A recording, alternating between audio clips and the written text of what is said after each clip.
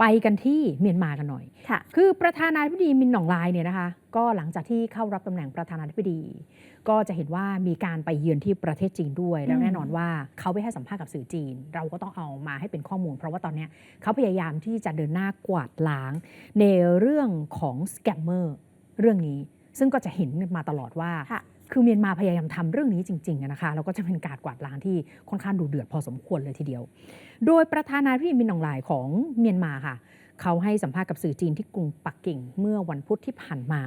ตอนที่ไปเยือนจีนอย่างเป็นทางการ5 วันนะคะก็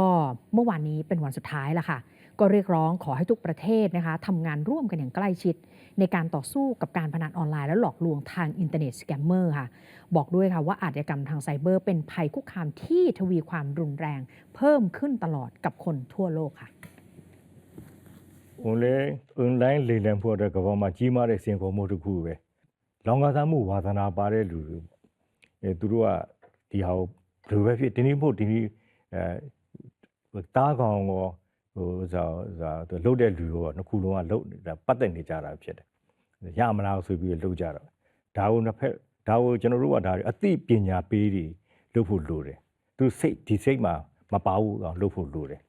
နောက်ပြီးဥပဒေရတားဆီးမှုတွေပေါ့ဥပဒေရတားဆီးမှုတွေဥပမာအမြဲနေစားဖြတ်ကျော်ဒါဖြစ်လို့ဆိုနေစားဖြတ်ကျော်နဲ့ပတ်သက်ပြီးတော့ကျွန်တော်တို့ဥပဒေနဲ့ညီနိုင်ငံတွေကလည်းအားလုံးပါဝင်ပူးပေါင်းဆောင်မှုလည်းလိုတယ်ဒီလိုမှသာဒီ online လေလံမှုဆိုတာပျောက်သွားမှာကဘာမှာဒီပြဿနာကြီးမားစွာရင်ဆိုင်နေတဲ့ပြဿနာတွေကဒီတစ်ခုရှိတော့ကျွန်တော်တွေ့ပါဒါကြောင့်ကျွန်တော်တို့ဒါကိုပူးပေါင်းဆောင်မှုနဲ့သာဖြည့်ရှင်းလို့ရမယ်ဆိုတော့ကျွန်တော်ပြောချင်တယ်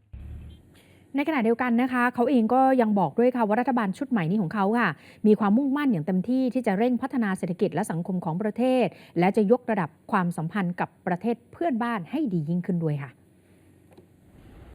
เดเบเจ็บแต่เดเบ4 ခုမှာလောက်ထားတာဒီအစီအမံ4 ခုကတမိုင်းရှိကြည့်ပြီးကဘာကြီးနဲ့ပတ်သက်တဲ့အစီအမံ4 ချက်ရှိပါတယ်